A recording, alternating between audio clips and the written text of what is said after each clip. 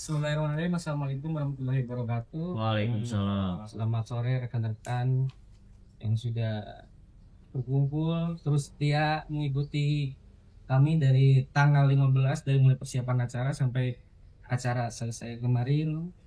Saya ucapkan terima kasih banyak. Yang pertama mungkin saya beserta istri mengucapkan belasungkawa untuk keluarga yang ditinggalkan, untuk ayah yang meninggalkan anak-anaknya, untuk anak yang meninggalkan orang tuanya, untuk ibu yang meninggalkan anak beserta suaminya. Berat rasanya memang melihat situasi yang kemarin yang terjadi.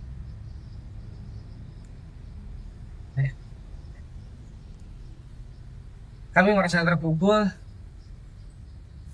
dengan apa yang terjadi kemarin. Tidak ada hal yang memang diharapkan terjadi, tapi mungkin fakta di lapangan berbicara berbeda. Apa yang kemarin terjadi di luar ekspektasi kami berdua ataupun bersama tim kami. Niat kami baik, niat kami sangat tulus untuk membahagiakan warga masyarakat Garut ataupun masyarakat luar Garut yang sengaja datang untuk memberikan ucapan bagi kami berdua. Akan tetapi mungkin takdir berkata lain.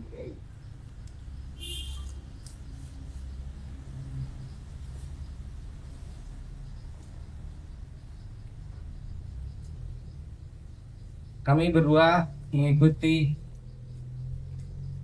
prosedur hukum yang hari ini sedang mulai berjalan.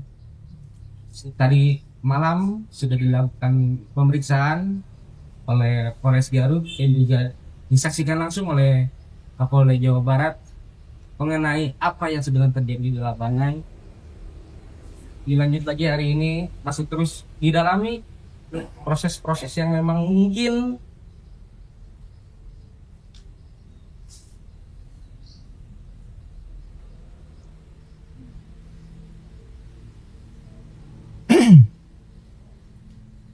berat rasanya memang untuk semua ini. Saya membuat permohonan untuk semuanya. Tidak ada maksud dan niatan dari kami untuk melukai hati keluarga korban. Saya serta istri saya malam telah berkunjung langsung terhadap pihak keluarga yang ditinggalkan. Dua yang kami sambangi bersama kebetulan ketika berjalan untuk keluarga yang ada di Sukawening, istri saya sudah drop dan tidak kuat, lalu saya pulangkan dulu ke rumah. Dilanjut lagi saya bergerak sendiri. Alhamdulillah pihak keluarga sudah dengan ikhlas menerima, dan juga pihak keluarga mengatakan bahwa ini memang musibah yang terjadi.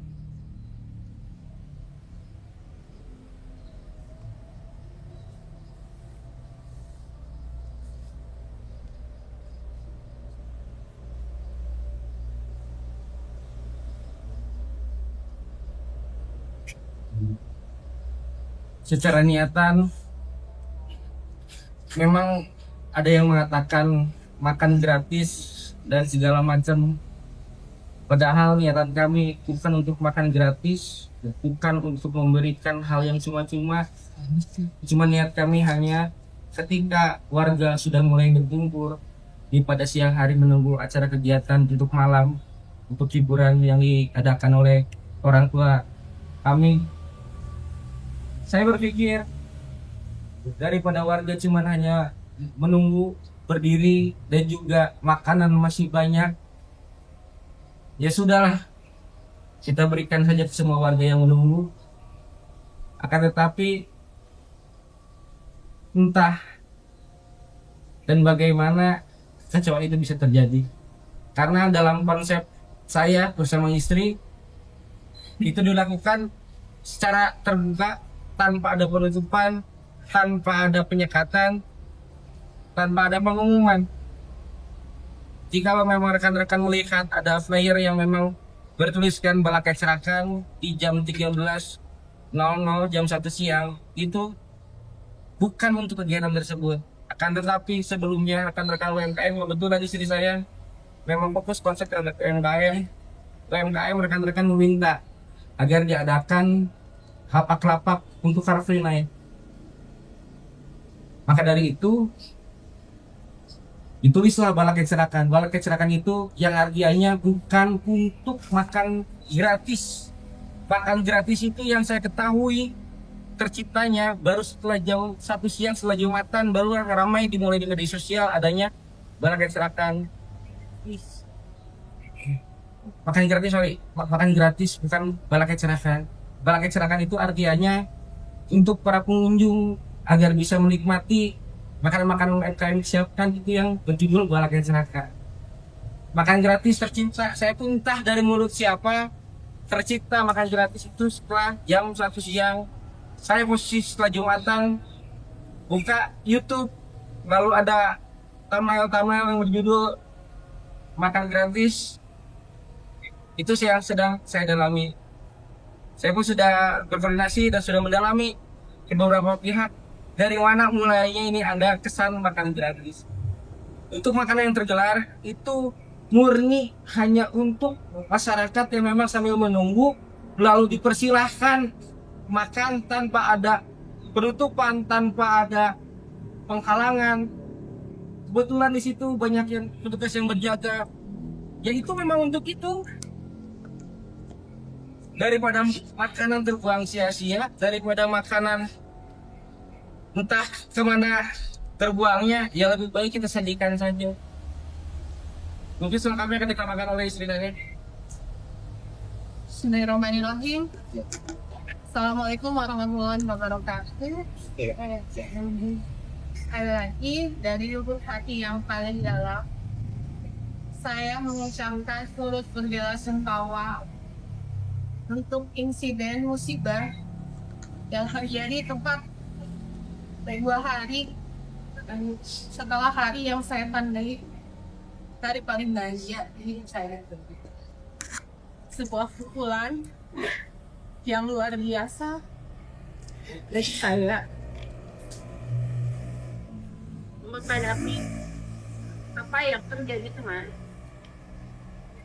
Saya tidak ada sedikit pun niatan untuk melukai, menyakiti, bahkan nauzubillah sampai ada yang kehilangan nyawa. Tidak ada sedetik pun di niatan hati saya. Dengan saya sebagai wakil bupati yang melaksanakan pernikahan, tentu saja adalah memenuhi ekspektasi masyarakat untuk bisa ikut berbagi kebahagiaan. Rekan-rekan mungkin tahu sendiri dari media sosial saya betapa saya berupaya mati-matian untuk acara saya di tanggal 16 itu tidak mengganggu sedikit pun kegiatan masyarakat. Rekan-rekan pun tahu saya H-1 masih keliling ke beberapa sekolah untuk meluruskan, masih menjelaskan kepada para warga tidak ada jalan yang ditutup, tidak ada angkot yang berhenti. Kalian lebih tahu, tidak ada sekolah yang diliburkan. Dan alhamdulillah terbukti di tanggal 16 semuanya berjalan lancar, bahkan kemacetan pun dikatakan minim. Berbekal dari itu semua, masyarakat kan punya ekspektasi untuk dibagi kebahagiaan, dan berdasarkan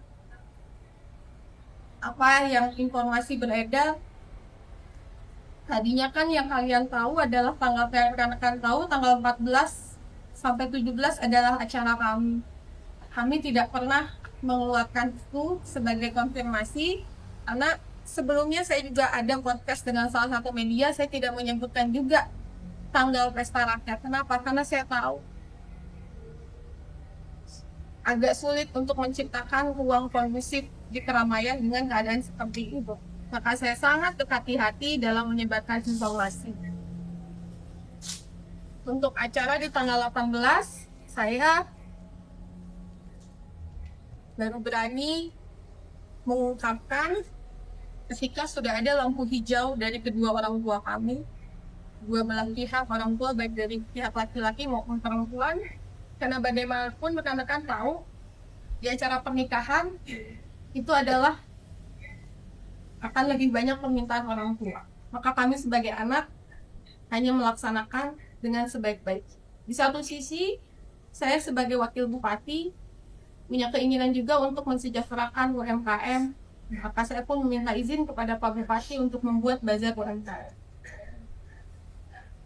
Ketika ada perkataan gratis, saya berhati-hati sekali. Saya udah bilang ke semua tim teknis di lapangan, jangan sampai tersebar kata gratis sedikit pun, karena itu tidak akan kondusif. Kalau kalian rekan-rekan lihat di media sosial saya tidak pernah memposting apapun soal tanggal 18. Karena saya menginginkan semuanya mengalir saja, tidak boleh ada yang bersusah payah datang hanya untuk sekedar mencari hal tersebut. Namun namanya musibah, saya rasa tidak bijak jika kita fokus mencari siapa kambing hitam. Bukan maksud dan tujuan kita hari ini untuk mencari siapa yang salah, tapi tentang bagaimana saya dan suami saya selaku pemangku hajat bertanggung jawab, terutama terhadap korban, keluarga korban yang ditinggalkan. Seperti yang sudah dijelaskan, saya sudah mengunjungi bertakziah dan sudah memberikan bantuan yang saya rasa nominal tidak akan cukup untuk mengganti kehilangan, namun kami akan bersedia membersamai keluarga korban, membersamai selama mereka melalui masa-masa sulit.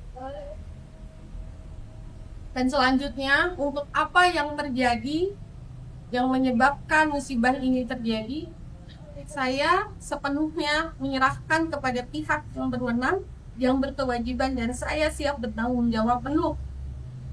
Kalau ada prosedur-prosedur yang saya harus jalani, saya siap menjalani, saya siap bertanggung jawab. Karena selaku panitia, selaku pemangku hajat, kami sudah mempersiapkan yang terbaik. Namun kalau takdir sudah berkata, maka kami harus hadapi dan kami harus menerima dengan penuh tanggung. Sekali lagi, saya menyampaikan rasa duka yang mendalam dan saya siap membersamai keluarga korban melalui masa-masa sulit. Itu terima kasih.